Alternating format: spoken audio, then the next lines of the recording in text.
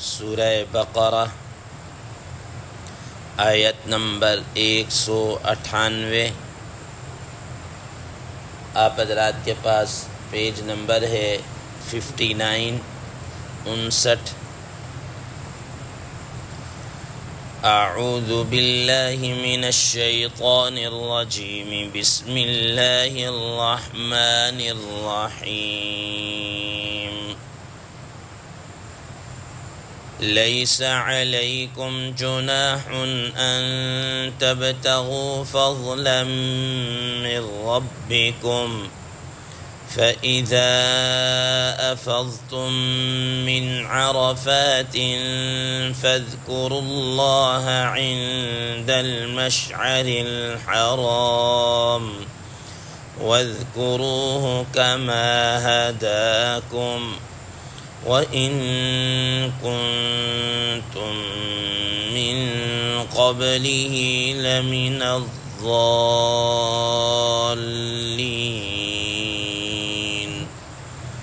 صدق اللہ العظیم۔ اللہم صل علی محمد النبی الأمی وعلى آلہ وسلم تسلیما کثیرا کثیرا۔ محترم سامعین کرام، اس آیت مبارکہ کا ترجمہ اللہ تبارک و تعالی ارشاد فرماتے ہیں، لیس علیکم جناح ان تبتغوا فضلا من ربکم، تمہارے اوپر کسی قسم کا کوئی گناہ نہیں ہے، کوئی حرج نہیں ہے کہ تم حج کے دوران اپنے رب کے فضل کو تلاش کرو، معاش کو تلاش کرو۔ فَإِذَا أَفَضْتُم مِّنْ عَرَفَاتٍ، پھر جب تم عرفات سے واپس آنے لگو، فَاذْكُرُوا اللَّهَ عِنْدَ الْمَشْعَرِ الْحَرَامِ، تو تم مشعر حرام کے پاس اللہ کو یاد کرو، وَاذْكُرُوهُ كَمَا هَدَاكُمْ، اور تم اس کو ایسا یاد کرو جیسا کہ اس نے تمہیں ہدایت کی ہے، رہنمائی کی ہے، طریقہ بتلایا ہے۔ وَإِن كُنتُم مِّن قَبْلِهِ لَمِنَ الضَّالِّينَ،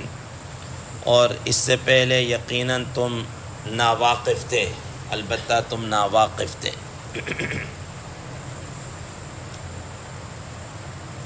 محترم سامعین کرام، اشہر حج اور ایام حج اور حج سے متعلق گفتگو چل رہی تھی۔ گزشتہ درس میں اللہ تبارک و تعالی نے حج کے جو مہینے ہیں ان کا ذکر کیا، اور اس کے بعد پھر اس بات کا ذکر کیا کہ جب تم حج پر جاؤ تو تم اپنے ساتھ لازمی طور پر زاد راہ لے کر جاؤ، اپنا خرچہ وغیرہ ساتھ لے کر جاؤ۔ وہاں پر جا کر ایسا نہیں کہ کسی سے مانگنا شروع کر دو، یا یہ کہو کہ ہم توکل علی اللہ جا رہے ہیں اور پھر وہاں پر جا کے مانگنا شروع کر دیں، یہ طریقہ ٹھیک نہیں ہے۔ محترم سامعین کرام، آج کی اس زیر دست آیت مبارکہ کا جو پہلا حصہ ہے، لیس علیکم جناح ان تبتغوا فضلا من ربکم،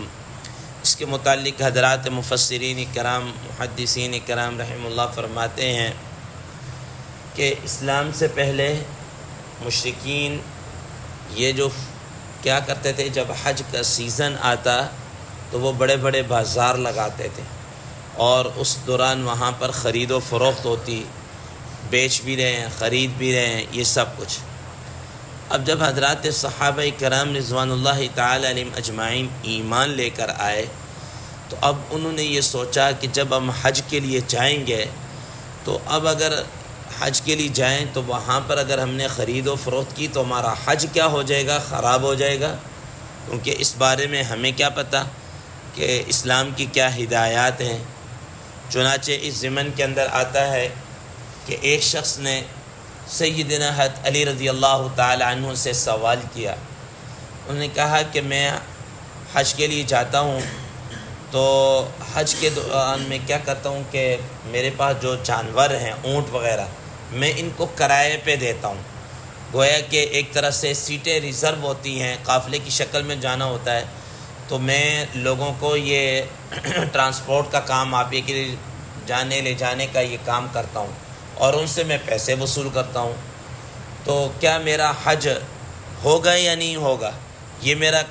عمل جو ہے حج کے منافی تو نہیں ہے، کہیں ایسا تو نہ ہو میرے حج میں کوئی کمی آ جائے۔ انہوں نے پوچھا کہ کیا تم عرفات میں جاتے ہو کہ نہیں؟ کہا جاتا ہوں۔ مزدلفہ میں قیام کرتے ہو کہ نہیں کرتے؟ کرتا ہوں۔ شیطان کو کنکریاں مارتے ہو یا نہیں مارتے؟ مارتا ہوں۔ قربانی کرتے ہو کہ نہیں؟ کرتا ہوں۔ اس کے بعد حلق کرتے ہو کہ کرتا ہوں۔ پھر یہ ساری چیزیں ایک ایک کر کے پوچھتے رہے اس طرح۔ انہوں نے کہا کہ جب تم یہ ساری چیزیں کر رہے ہو تو پھر تمہارا حج کیوں نہیں ہوگا؟ پھر حضرت علی رضی اللہ تعالیٰ عنہ سے کہا کہ دیکھو، ایک شخص نبی صلی اللہ تعالیٰ علیہ وسلم کے پاس آیا اور آ کر اس نے بھی ایسا ہی سوال کیا، اور نبی صلی اللہ تعالیٰ علیہ وسلم نے اس کو بھی ایسا ہی جواب دیا کہ جب تم یہ سارا کچھ کر رہے تو پھر تمہارا حج کیوں نہیں ہوگا؟ اور اس کو یہ جواب، اور ساتھ ہی جب وہ صحابی آگے گئے تو نبی کریم صلی اللہ تعالیٰ علیہ وسلم پر قرآن مجید کی آیت مبارکہ نازل ہو گئی، لیس علیکم جناح ان تبتغوا فضلا من ربکم، کہ دوران حج اگر کوئی آدمی خرید و فروخت کرنا چاہتا ہے تو یہ اس کو اجازت ہے، اس پر کوئی حرج نہیں ہے، کوئی فضل من اللہ کے فضل ہے، یہ معاش یہ اللہ تعالیٰ کی طرف سے فضل ہے، تم اس کو کیا کر سکتے ہو؟ تلاش کر سکتے ہو، لے سکتے ہو۔ لیکن محترم سامعین کرام، دو چیزیں ہیں، ایک یہ ہے کہ آدمی حج کے لیے جائے، اور ایک یہ ہے کہ نیت یہ ہو کہ میں وہاں پر جا کے خرید و فروخت کروں گا اور لوگ ہوئیں گے، کثرت سے میرا مال نکلے گا، یا جس طریقے سے وہاں پر جا کے میں سونا و گولڈ وغیرہ لے آؤں گا اور یہ کر لوں گا وہ کر لوں گا۔ اگر تو کوئی آدمی خالص تجارت کی نیت سے ہی جاتا ہے کہ میں وہاں پر بیچوں گا، لوں گا اور یوں کروں گا، ایسا کروں گا، تو اس کا مطلب یہ ہے کہ اس کی نیت ہی پھر خالص نہیں ہے، اس کی نیت ہی جناب اللہ وہ تو کمانے کی اور تجارت کی، لین دین کی ہے۔ حج تو بیچ میں ایک نام آ گیا ہے، ٹھیک ہے نا، تو یہ ٹھیک نہیں ہے۔ ہاں، ایک آدمی یہ کہ اصلاً تو حج کے لیے جا رہا ہے، لیکن حج کے دوران رہتے ہوئے اگر کوئی وہ محنت مزدوری کر لیتا ہے،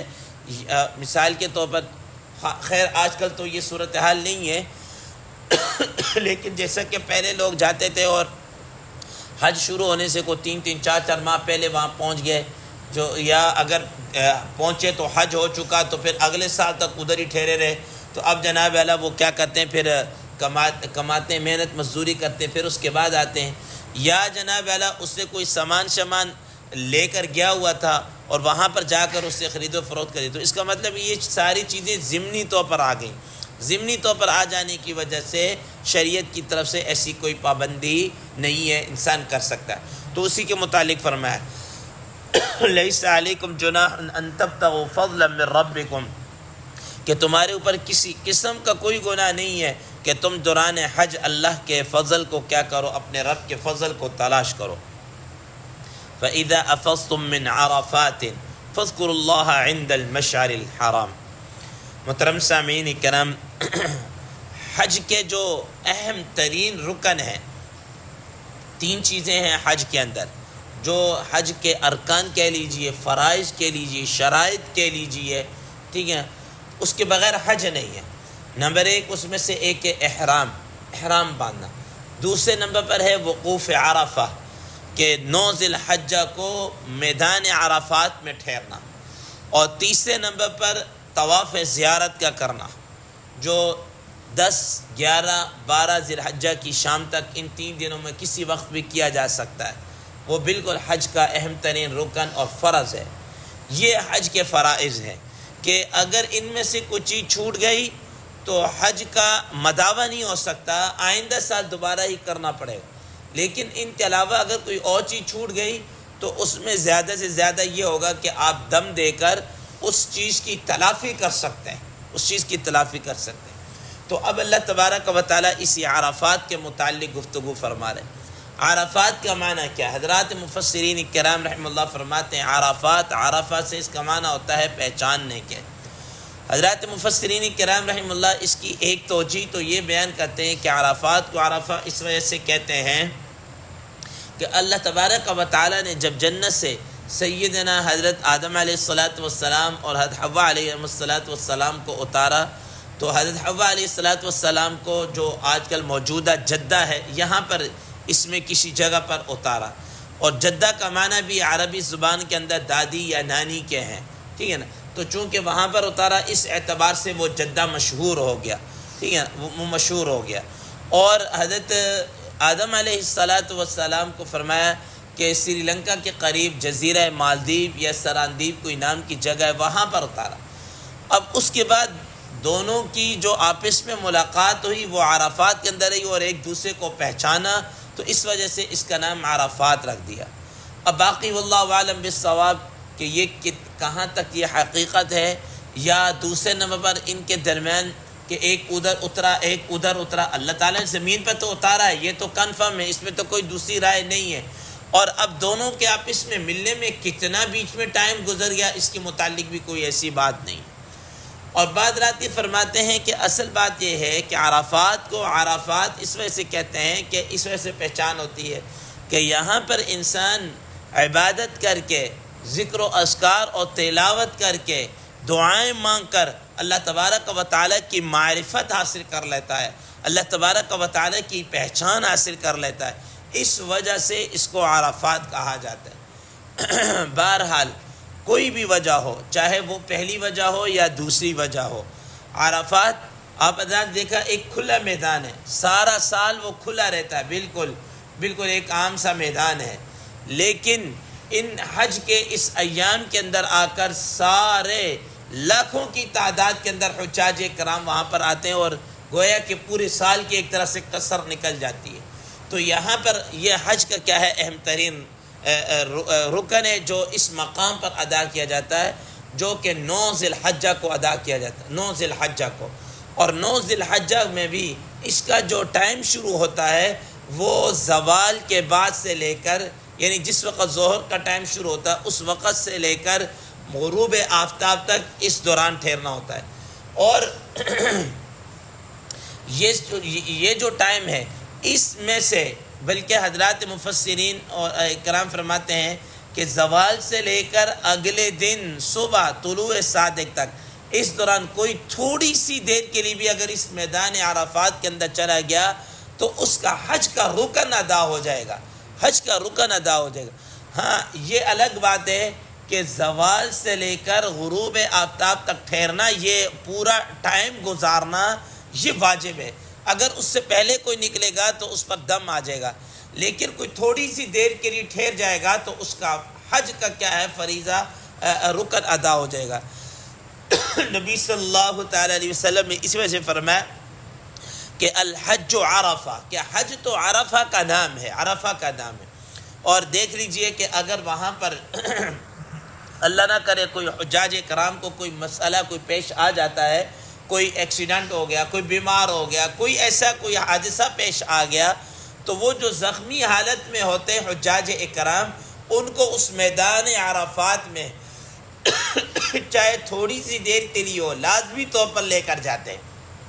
چاہے بے شک وہ ایمبولینس کے اندر اس کو اس جگہ پر 2 4 5 7 منٹ رکھیں، لیکن وہ لازمی طور پر ان زخمی حجاج کرام کو لے کر جاتے ہیں، کیونکہ ان کو پتہ ہے کہ اگر وہاں پر نہیں گئے تو ان کا حج کیا ہو جائے گا، فارغ ہو جائے گا، حج ختم ہو جائے گا، اس لیے وہ تھوڑی دیر کے لیے ان کو وہاں پر رکھ دے، 5 7 10 منٹ کی رکھے، اس کے بعد دوبارہ ان کو مستشفیٰ کی طرف ہاسپٹل کے اندر کیا ہے اگر کوئی حادثہ ہو تو لے جاتے ہیں۔ تو بہرحال تو